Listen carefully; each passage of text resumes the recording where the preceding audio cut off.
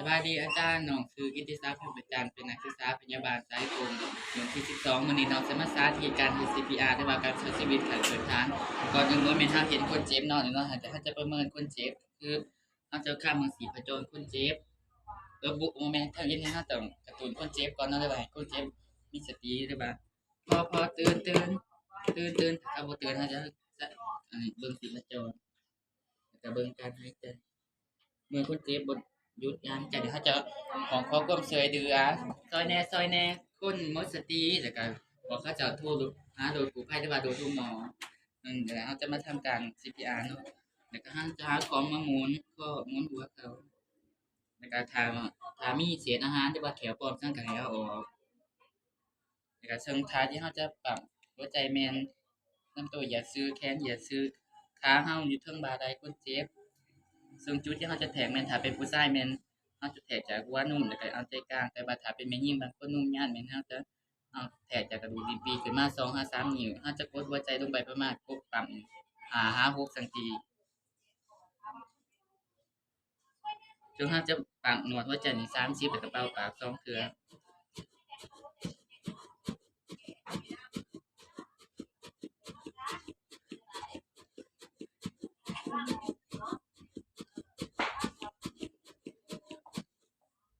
แล้วก็เหนือหัวคนเจ็บแล้วก็บีบหูดังเพื่อบ่ให้ลมออกมาในเวลาเราเป่าแล้วก็สังเกตตัวของคนเจ็บว่าตึงขึ้นบ่เพราะว่าถ้าเราเป่าเข้าลมเข้าหอดตัวของคนเจ็บจะตึงขึ้นแล้วเราจะปรับต่อหนึ่ง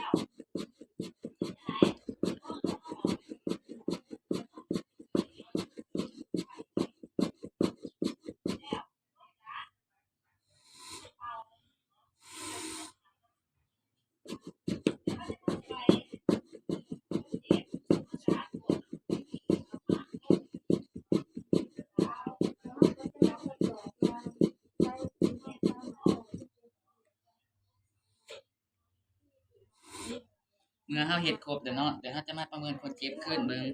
คำสีพจรคนเจ็บว่าคนเจ็บสีพจรกำลังเต้นน่ะบ่แล้วการหายใจของคนเจ็บเมื่อคนเจ็บฟื้นเนี่ยก็นำส่งคนเจ็บโดยทุกหมอมาแล้วเนาะเราก็นำส่งคนเจ็บไปสถานที่เหมาะสมหรือว่าทุกหมอหรือว่าบ่ที่มีอันนี้อุปกรณ์เหมาะสมแล้วก็เราติดตามคนเจ็บไปนำเมื่อว่าคนเจ็บหยุดหายใจอันกะทันหันอยู่ในโดนแล้วก็พร้อมส่งข้อมูลต่างๆของคนเจ็บไปโดยที่ว่ามาฮอดนี้การสาธิตของน้องก็สิสุดตรงนี้